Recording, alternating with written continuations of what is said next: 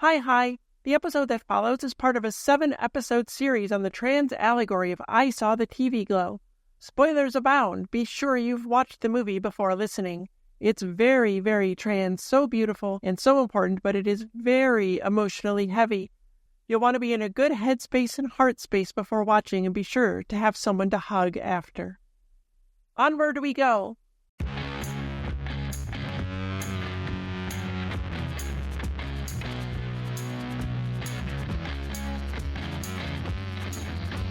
Welcome to Tilly's Trans Tuesdays. Tillyvision burns through re-entry in the intentional trans allegory of I Saw the TV Glow, Part 6.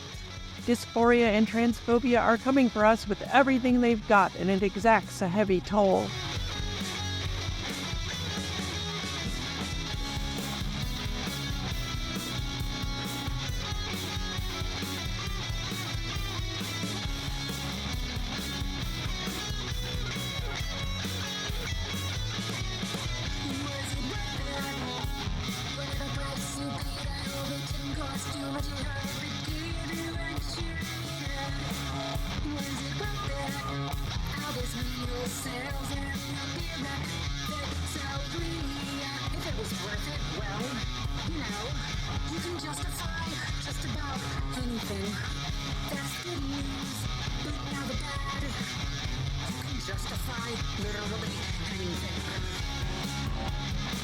Hi, I'm Tilly Bridges, your host, and I'm joined by my writing partner, my best friend, my wife, our token cis representation, the lady who's never charged me a toll, Susan Bridges.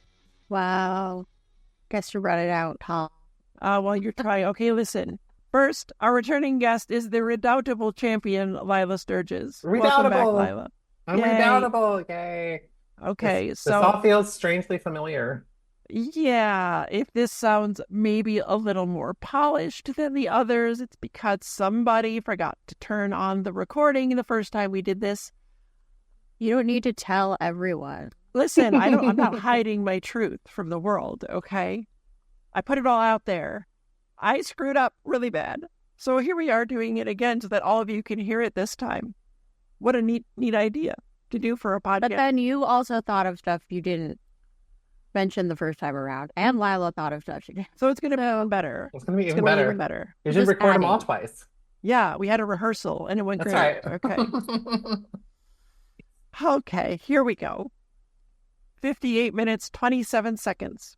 Owen kept the pink opaque tapes in a pink pillowcase, hidden away from the world. 59 minutes, 3 seconds. Owen's surrounded by dysphoria and fear. Owen. A little while after Maddie disappeared, she sent me one final tape in the mail. 59 minutes, 16 seconds. Owen is bathed in pink, watching the final episode. Isabel. Mr. Melancholy is coming. Tara. If we're going to defeat him this time, we're going to need to harness the full potential of our shared powers. Again, community. Maddie is Owen's axe. None of us can do it alone. 59 minutes, 20 seconds. Look at the sky over them. Fear and danger and despair, but the transness covers it all. 59 minutes, 40 seconds. A shot of the back of Tara in a black tank top with her pink opaque tattoo on the back of her neck. Why is this shot here? It's setting up a later shot. We'll get there in a minute. 59 minutes, 53 seconds. Owen. But then, as Isabel approaches, she picks something up, a stray signal from the psychic plane. It's a desperate message from Tara, the real Tara. She's buried underground in terrible danger. 1 hour, 27 seconds. Isabel lies in a grave, spitting up Luna juice, sadness, and internalized transphobia fed to her by Mr. Melancholy, trying to kill her transness.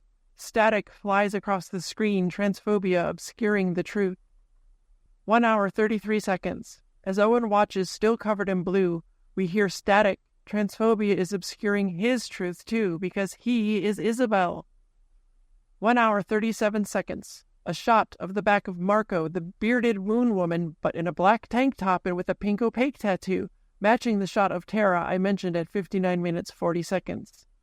So when Marco turns, it's revealed that's not Tara. It's a scary mockery of what you want to become. And that's how you think the world will see you, because that's what the world teaches you that you will see and become if you transition. And this confirms what I said when Marco and Polo first appeared. This is what society and internalized transphobia tell us. All we'll ever be seen as are men in dresses and women with beards. And that there's something villainous about it as well. Right? That being trans, that there's some villainy involved, that we're all it's like bad. We're working for the trans industrial complex, or the we're working for big trans. Big trans, yes. That it couldn't just be that we're just who we are, it's that we are, hench people of something else. Of the trans agenda. Yes. It's also because it looks like it's Tara. Right, and that it's not like the trickery aspect. Oh, yeah. Trans women are tricking you. Oh, yes, that's right. Yeah. We're tricksters. Yeah. Mm-hmm. But again, neither I nor this movie are saying there's anything wrong with being a bearded lady or a man in a dress if that's who you are. That is cool. But this is metaphor, and that's a very real bit of transphobia society worms into trans men and trans women, all to scare you and keep you from ever transitioning. 1 hour, 48 seconds. As Polo drags Isabel away, the static returns, obscuring things, and it happens at her most intense screams. Owen hurt himself and obscured his own truth by locking Isabel away. And what did he do with her? 1 hour, 1 minute, 17 seconds. Polo walks with a beating heart on a platter. Owen, they cut out her heart. 1 hour, 1 minute, 21 seconds. The heart is put inside despair and dysphoria. And on the first time through, Susan, you had a great observation here that the hearts were still beating, which is very important. I want to bring that back. Not totally dead. It's not dead. There's still hope. There's still hope. Your heart is still there. Yes. Also, it's an industrial freezer, which I think is important. Yeah. That it's not just, Mr. Melancholy isn't just some freewheeling freelancer. He is the system. He's prepared for this. This is what he does. Yeah. 1 hour, 1 minute, 33 seconds. And she's given Luna juice. This is transphobia from Moon Man Mr. Melancholy. She took the transphobia inside herself, literal internalized transphobia, and it buried her truth, effectively killing Isabel. 1 hour, 1 minute, 50 seconds. Owen. And then he makes his entrance. Mr. Melancholy, the big bad. And look at the lighting on him. It's dysphoria and despair, and that is all that it brings. And he's creepy as hell. He's so creepy. And I think really need to give a shout out to everyone involved in the creation of the look of Mr. Melancholy, which is just par excellence. I don't know if it was this time through or the last time how we talked about how Mr. Melancholy kind of resembles the moon in that old, that very, very old cinematic effort, I believe, called From the Earth to the Moon. Yeah. He's really creepy, but the way that his face keeps changing and sort of like evolving but never going anywhere, and it's just so disturbing. It's very unsettling. Very unsettling. Yeah.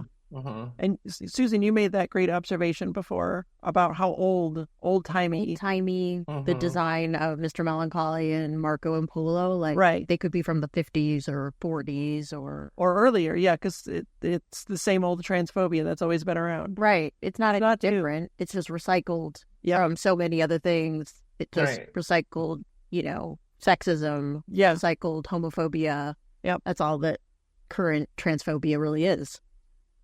And we see Mr. Melancholy's got Owen's transness trapped and held in the prison of a snow globe.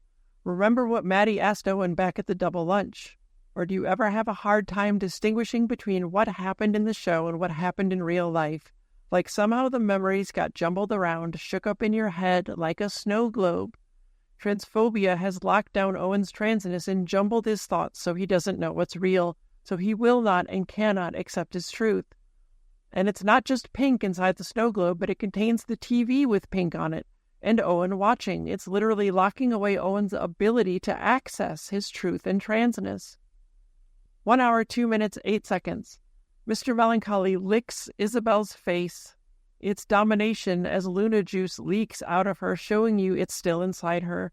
Transphobia traps, controls, and owns Isabel, and it is disgusting. It is so uncomfortable to watch.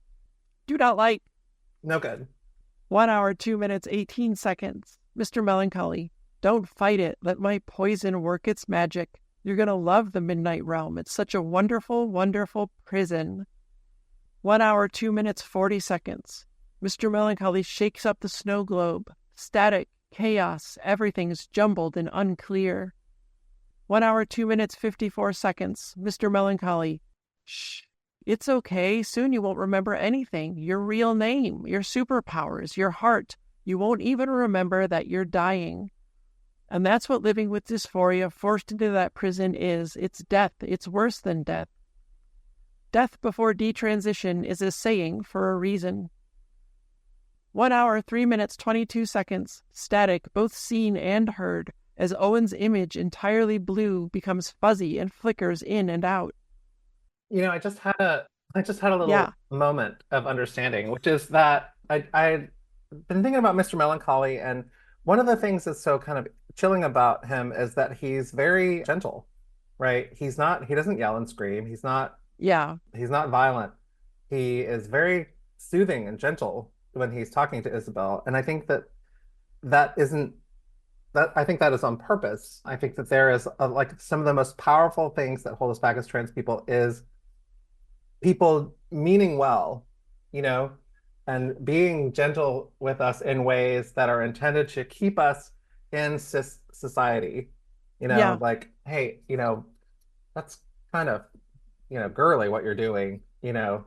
I mean, sometimes with me, it wasn't like people wouldn't say things like, you can't do that, that's for girls. But they'd be like, oh, wouldn't you rather have this? You know, wouldn't you rather play with this G.I. Joe? You know, like they were doing me a favor. Helping. They think exactly. they're helping. Yeah. That's a great observation.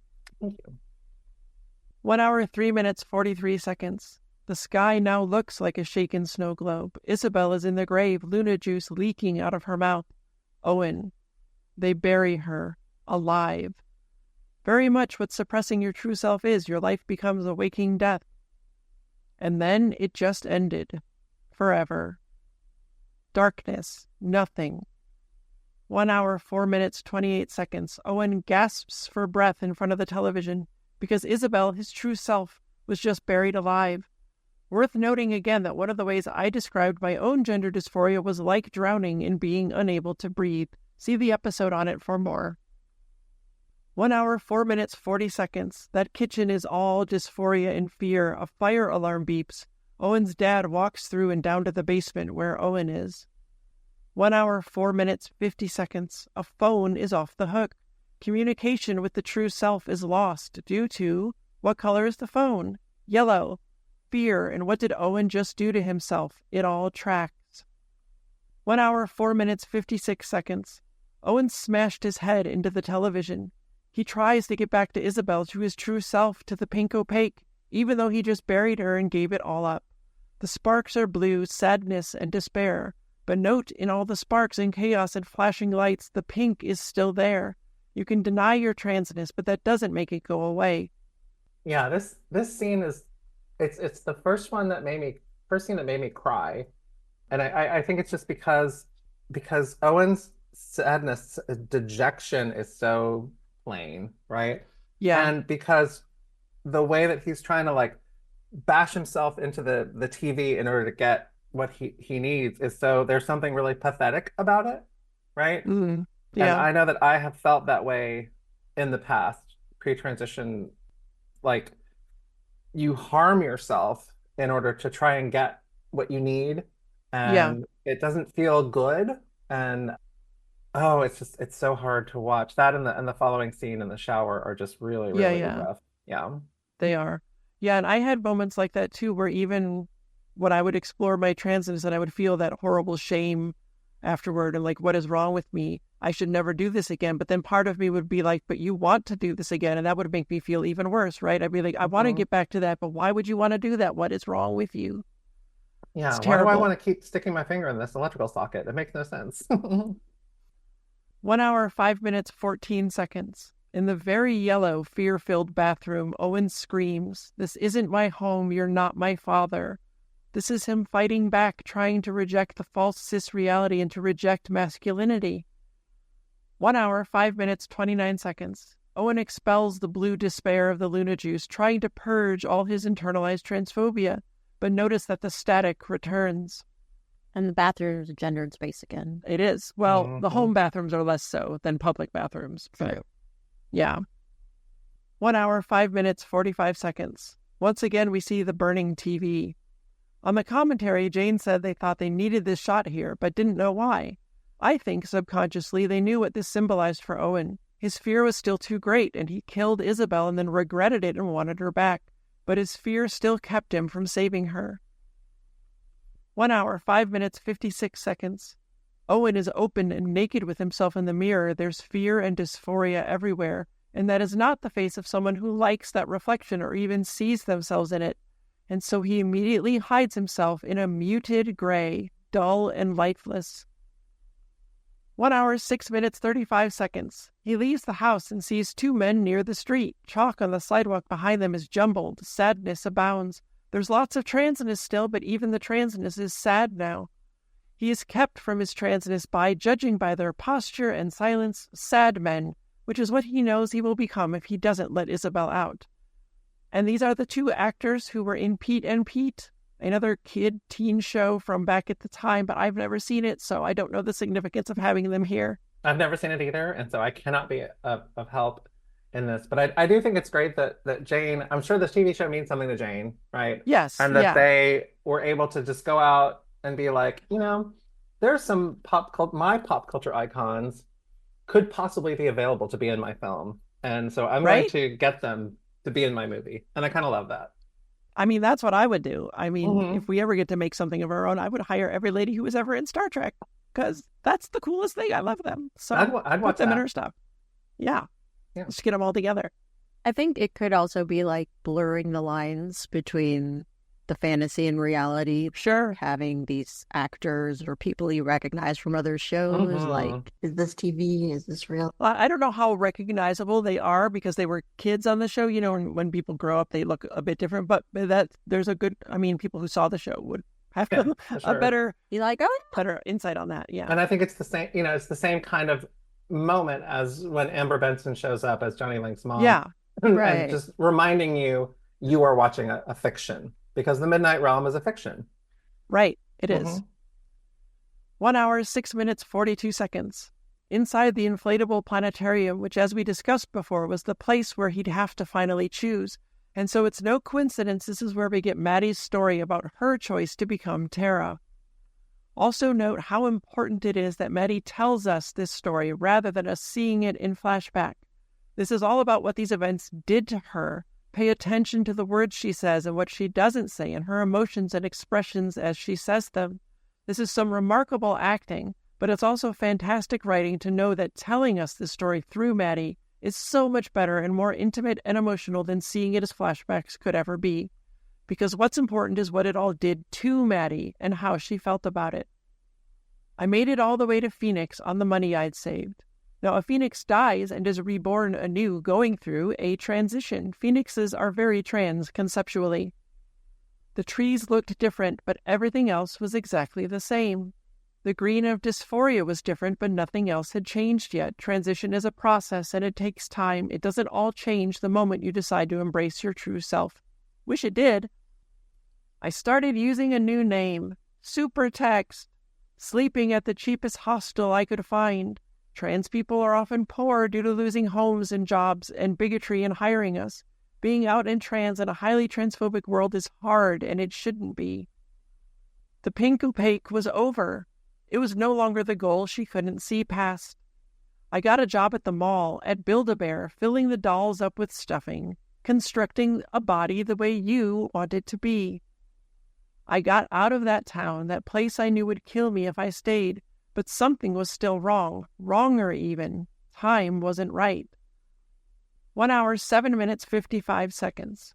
Hopefully you've been paying attention to the colors on Maddie in the inflatable planetarium and on and around Owen as he approaches her. Look at when he enters the hall toward the gymnasium and it's all red down there. No matter what his final choice is, there's danger. If he transitions, he could lose everything but himself. If he doesn't transition, he will keep everything he has but lose his true self. This is what society does to us, makes it dangerous no matter what we do. 1 hour, 7 minutes, 57 seconds. Maddie. Time was moving too fast. And then I was 19, and then I was 20. I felt like one of those dolls, asleep in the supermarket, stuffed. You lose time from dissociating like you're asleep through your life. See the Trans Tuesdays on Trans Grief and all the years I lost from dissociating and the memories that were lost with them. Also, it's always been weird to me, that line, the supermarket, because you don't normally find dolls in a supermarket, but it may be a callback to the earlier scene with Owen in the supermarket, kind of lost and trapped. Could be. Yeah, I think this entire monologue is all symbolic language. It's not meant to evoke a reality in the world of the Midnight Realm. I think that it is the testimony itself that's important, but right. I don't want to talk about that until you have mentioned another thing. Okay, we'll get there. Okay. And then I was 21, like chapters skipped over in a DVD. I told myself this isn't normal. This isn't how life is supposed to be. I thought about running away again, about moving to Santa Fe and changing my name one more time. I see this as Maddie thinking she was a trans man, but discovering that wasn't right either, and she was in fact non-binary. But I knew that everywhere would be just the same. I had seen how it ended. I knew where I was. A little bit after my 22nd birthday, I paid this burnout kid who used to hit on me in the food court $50 to bury me alive. I mean, he didn't know he was burying me alive, but I doubt he would have cared too much even if he did. I bought a coffin, I dug a hole, I got inside and I closed the lid. I said to myself, this is crazy, what you're doing is crazy. But another part of me knew that it wasn't, that it was survival, and that I didn't have much time, that what felt like years in this world was actually just seconds. Oof, the dissociation from dysphoria does be like that. It is very messed up. So I waited, and then finally the first spadeful of dirt hit the top of the box, and then another, and then another. I sang songs to myself. I counted to 10,000 without skipping any numbers. I pissed and I shit my pants, and I forced my mouth to produce whatever saliva it could muster, just so I'd have something to drink. 1 hour, 9 minutes, 41 seconds. On the commentary, Jane says, I feel like if you don't get it, you don't get it. I find it so funny that people, in a lot of the letterbox reviews of the film, people will be like, this long monologue that's just exposition, they're just telling us the story. It's like, is that what this is? I don't think so. I feel like if you're not emotionally keyed into the feeling of what happened and what is being described here, it's gonna just feel to you like exposition. But the idea of, like, this exposition is so beside the point to me. This is the emotional crescendo, and it's a story of defiance and becoming, and I want to hear you say it. I want to hear you, like, talk about your commitment. Again, this is why it's so much more important that Maddie's telling us this so we can see how it affected her and what she's trying to get across to Owen. Yeah, I think it's super important. And this is the thing that I wanted to mention about a film you may have seen called The Matrix. Oh my gosh, really? Yeah. Tell me more about this film. So once Neo in The Matrix has been freed from The Matrix and returns to The Matrix for the first time, he drives past a noodle shop, right? Yeah. And he says this, I used to eat there, really good noodles. I have these memories from my life. None of them happened. What does that mean? And what does Trinity say? I bet you can tell me. I don't remember her exact line. I'm very bad at that kind of she says, he says, what does that mean? And she says that the Matrix can't tell you who you are. She can't tell you who you are. Right. That's right. Cuts him off. And I have always loved that, because if you're talking in terms of philosophy, her statement means one thing. If you're talking in terms of transness, it means, I think, something else, which is this, that what this world tells you about you doesn't actually mean anything, right? Yeah. That the Matrix doesn't have the ability to tell you who you are because it doesn't know you as a person. In fact, it's going out of its way to make you something else, right? Right. But you can philosophize about this. You can intellectualize this forever. And it seems like Neo is about to have this intellectual moment where he's going to, like, what does it all mean, right? And Trinity says it doesn't matter what it means. All that matters is that you're here. The Matrix doesn't own you, right? Right. And I think that's why it's so important that Maddie is telling this story. Maddie is pleading with Owen to do something for himself. She is she's not just telling him what happened to her. And I think you could even say that there is a sense in which none of this actually happened at all, right? Right. But I think it is the act of Maddie's connection with Owen, sharing her feelings and her own sensations, that is the best gift she can give. Yeah. Right. And that's the best gift the best gift the film can give. And so filming those scenes as flashbacks would not have helped. They would have just muddied the waters even further. Yeah. Yeah. And there's something else about the relief that you can feel when you first talk to somebody who is trans and you know that you're not alone. Like Yes. you're not the first person who's ever felt this. Someone else has felt this and gone through it too. And that's meaningful. It really is. Yeah. 1 hour, 11 minutes, 31 seconds. Look at Maddie now, the most gender neutral in appearance that she's ever been. I know this isn't saying you have to be androgynous to be non-binary, mind you, but visually it works as an excellent metaphor for showing her between or outside of man and woman. I screamed as loud as I could for help. I apologized for the whole thing. Maddie told Owen to never do that, but we see even here she was doubting herself. And I begged God for someone to come along and save me. I tried and tried to claw my way out, but that burnout guy had packed the dirt in too tight, just like I had asked him to do. And then, after I don't know how long, I felt myself start to leave myself. And it was like I was watching myself on a TV from across the room, and I was moving further and further away from the screen, until the screen was so small that I couldn't even see myself anymore. 1 hour, 12 minutes, 33 seconds. Maddie hits a button that turns the constellations in the planetarium into art of fully realized beings. This is when Maddie flipped the switch on herself from being a mere outline of who she was to becoming all of who she is. She approaches Owen slowly. And then I was clawing my way up out of the ground.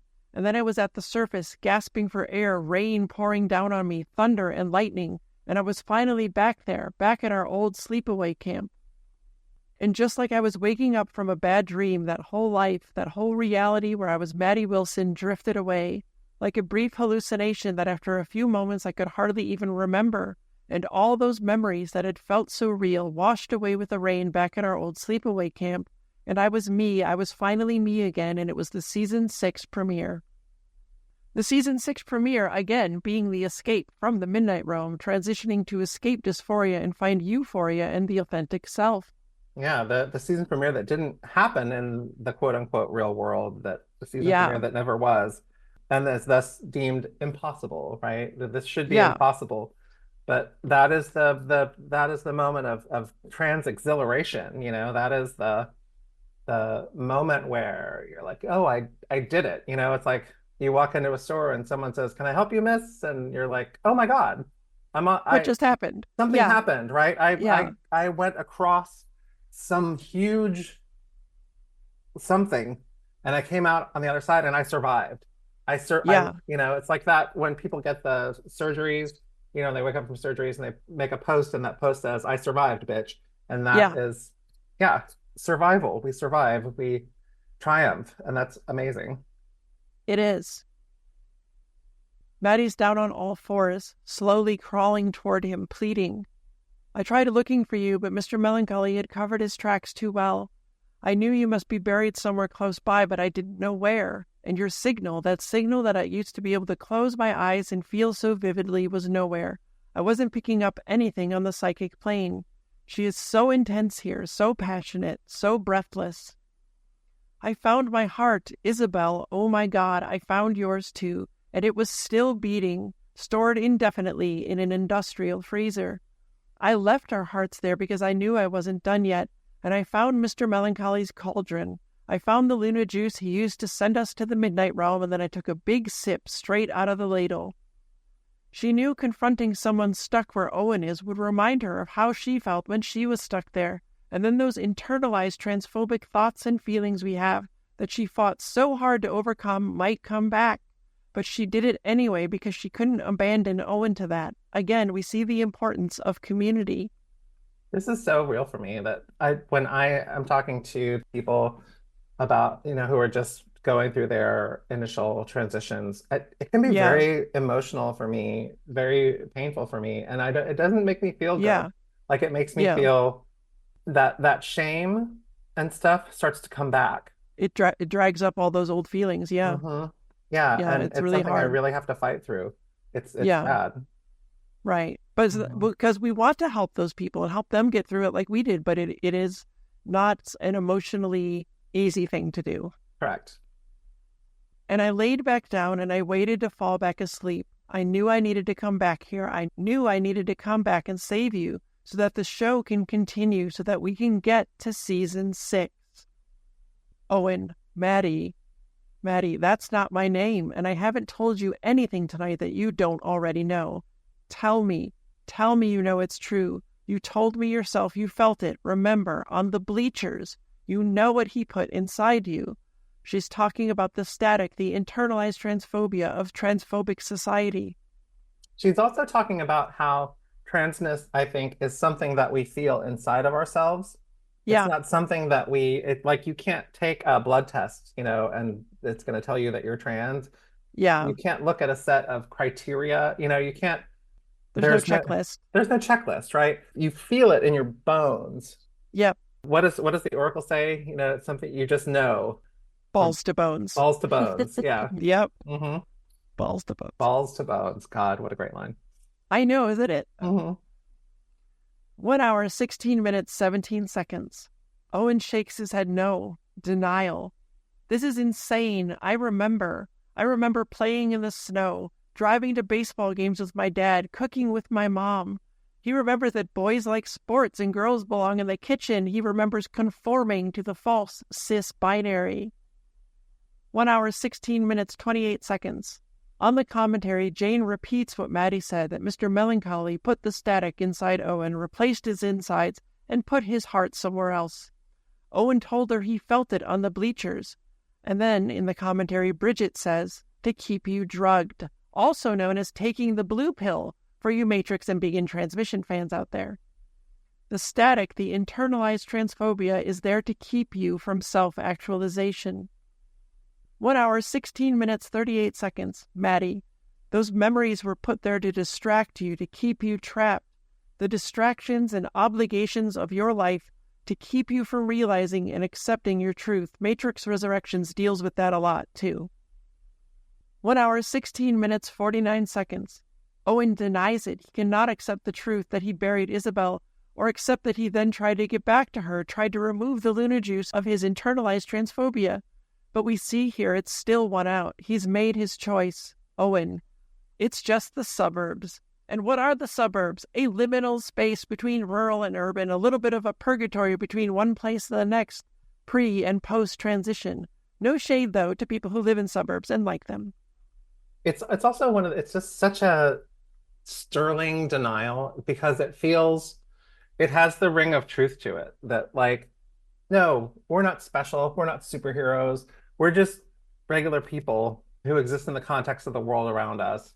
And that context tells us that we can't be special because we live in the suburbs, right? That the whole system is geared to make us not believe we are who we know we are. And that drives us crazy. It does. It's maddening. Yeah.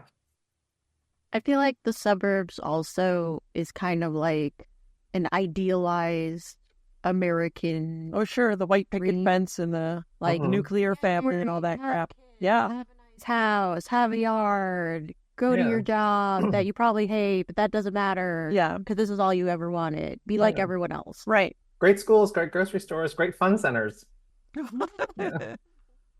1 hour, 17 minutes, 9 seconds. Maddie, we need to go back down into the soil. We need to bury the false self so the true self can emerge. Tonight, the longer you wait, the closer you get to suffocating. Oof. The Matrix franchise deals with this too, about how the older you are, the more obligations to society you have, the more you have to lose, and the harder it is to do. But Matrix Resurrections also very, very pointedly says, it's never too late. Maddie, I've got everything ready. No one will find us there. 1 hour, 17 minutes, 46 seconds. A shot of Owen in the dress, but now it's cropped to the same aspect ratio that the pink opaque was, so it's real. It is filled with static and awash in fear. He lowers his head and the green Dysphoria towel behind him fills the screen. Super text. 1 hour, 18 minutes, 13 seconds. They walk across the football field like before. Maddie is his axe to help him battle Mr. Melancholy. But unlike before, his head is not held high. It's drooped. His eyes are on the ground. He's dressed in despair. Maddie, I know it's scary. That's part of it. 1 hour, 18 minutes, 39 seconds. Owen, it's the Drain Lords. It's just like the Drain Lords. It's not real if I don't think about it. Oh, babe, we've all been there. You and me and Neo in the Matrix and almost every trans person ever. But not thinking about our transness doesn't make it go away. It just makes the misery continue. Maddie takes his hand. They're exactly on the 50-yard line. Maddie's gotten him halfway there. He tackles her and then runs off. Again, his fear has gotten the better of him. And remember from back in part 1, a little after 1 minute and 28 seconds, when Owen saw the first commercial for the pink opaque, there was a sad shot of Isabel waving goodbye or trying to get Owen to notice her, foreshadowing this exact moment when he chose to leave her behind. He keeps doing that. Will he ever overcome it? Can he? Time will tell. Thanks for being here, Lilah. Thanks for having me again. I'm glad we got it actually recorded this time. We did get it recorded, right? Yes. Yes, okay. Tillybridges and transmission. Tilly's Trans Tuesdays is hosted by Tilly Bridges and Susan Bridges with audio editing and sound mixing by Jillian Morgan. The Google Doc and social media versions of this week's topic and all past topics are available at Tilly'sTransTuesdays.com. Special thanks to Daisy and Jane for the use of Sorry Not Sorry as our show's theme music. Please stop by and show your support at daisyandjane.bandcamp.com and soundcloud.com/daisyandjane. You can find me at Tilly Bridges on Bluesky, Twitter, and Hive, on Mastodon at Tillybridges at mastodon.social, at facebook.com/TillySBridges, and on Insta and Threads at HeckYeahTillyBridges. And you can find Susan on most of those at Susan L. Bridges. You can find Jillian at Audio Jillian on Bluesky. You can join the Tillyverse Discord server by following the link at the very bottom of Tilly'sTransTuesdays.com. We hold regular watch parties for the Matrix films and other trans movies where I do a live Q&A, and it's blossomed into a wonderfully supportive, compassionate, kind community of friends. We'd love to have you join us. For more information, visit pendantaudio.com. Thanks for listening.